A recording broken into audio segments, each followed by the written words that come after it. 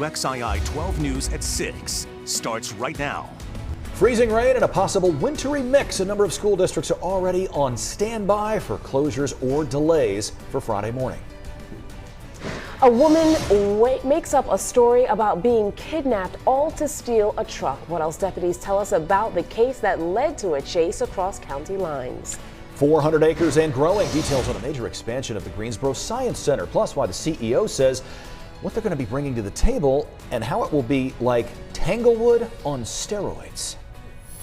A winter blast is approaching the Piedmont Triad. It's already cold outside. We're preparing for some freezing rain. It could be coming to us in just a few hours. Yeah, the early morning hours could prove really dangerous in more ways than one, from the roads to bridges, even sidewalks. That's why Mount Airy City Schools, Rockingham County, Stokes County, and Surrey County schools will be starting 3 hours late tomorrow. Davidson County, Elkins City, Guilford, and Winston-Salem Forsyth County schools will be on a 2-hour delay.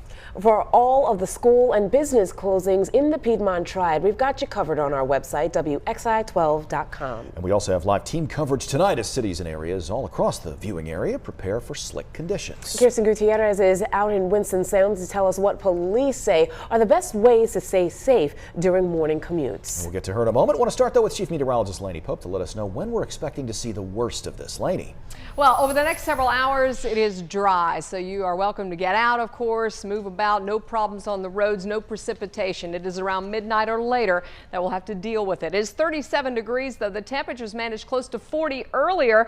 They are now dropping, so temps are in the mid to upper 30s, but there are a few spots that are already below freezing. Reidsville at 30, Martinsville at 29, 30 in Galax. We're most concerned about those northernmost communities, but our area is under that winter weather advisory. It extends all the way down to just about Charlotte and to Asheville. So far, no precipitation, just a few clouds coming in. That winter weather advisory starts at Davidson, Guilford, Caswell counties, points north and west. So along and north of the I-85 corridor, that is where we expect to see some freezing rain. The cold air is being pushed right up against the mountains from this area of high pressure. It's a very shallow layer of cold air. The rain that is over Georgia is going to be moving northward and falling into that shallow cold air in the form of freezing rain for at least a few hours after midnight into the morning. So this evening again is dry with temperatures staying mainly above freezing, and we're looking at temps very close to freezing in the morning. So we are concerned about icy elevated surfaces, already have some school delays, better to be safe than sorry, and there is the possibility of isolated power outages. More to come. Lainey, thank you very much. With a mixed bag of cold temperature and freezing stuff tomorrow morning, could be a little interesting. Absolutely. Bottom line, be prepared because you don't want to be caught in the thick of really slick and icy conditions. Kirsten Gutierrez caught up with the Winston-Salem Police Department's motor unit. She joins us live now from the city with a few safety reminders if you do have to go somewhere tomorrow. So Kirsten, what's the first thing they suggest you do? With winter weather, they want to make sure your car is ready to go before you hit the road. They say check the tread on your tires, make sure your brakes are in good condition, and don't drive until your windshield is clear. With potential winter weather heading to the Piedmont Triad, there's a few things the Winston-Salem Police Department's motor unit wants drivers to know. That you don't take a little bit of snow on the road for granted, because a lot of times we on the traffic unit, we see more collisions and accidents on very minimal snow than we do compared to the large amounts. Corporal Bradley Richardson says they see the most accidents during inclement weather. The reason? People following too closely. In ideal conditions, the following distance is 2 to 4 seconds.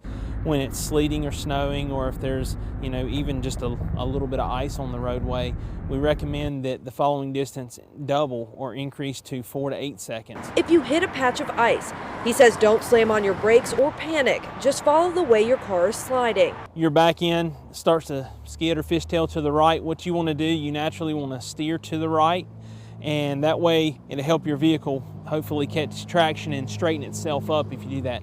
If you steer the other way, what's going to happen? Your vehicle is just going to continue to skid or fishtail in the direction that it started. Another major issue for the traffic unit, drivers rushing and not clearing their windshield before they hit the road.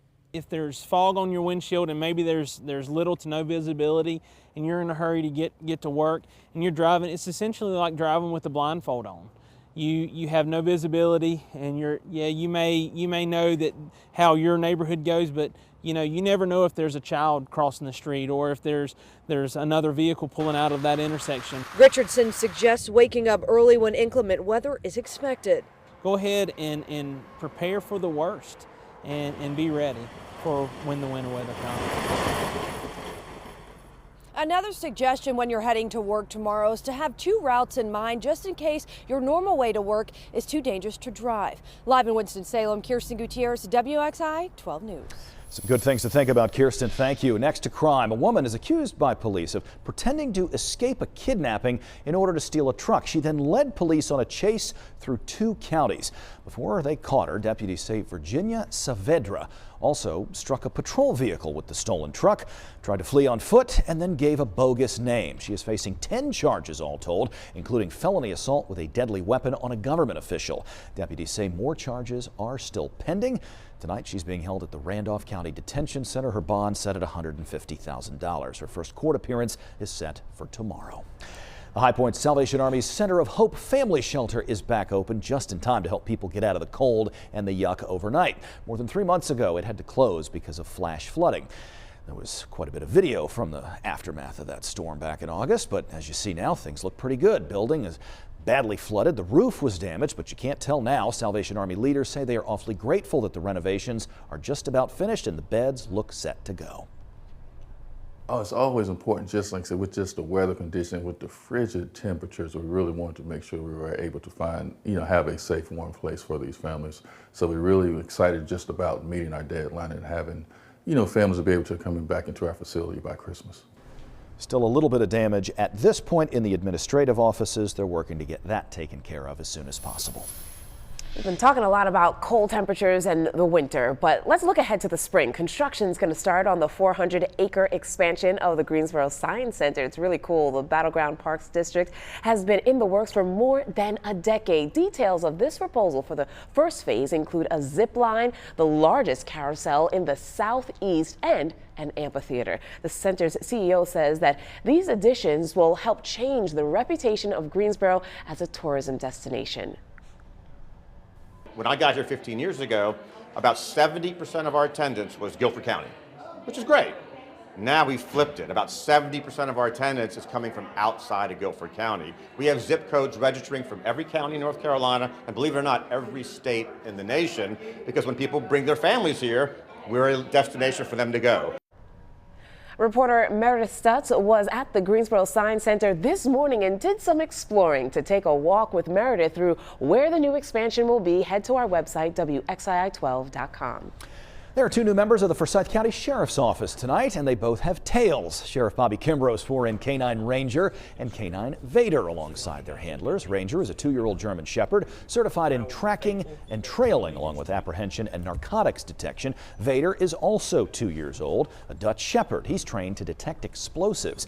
Deputies say the canine unit is a big investment, but they believe long-term will be well worth it.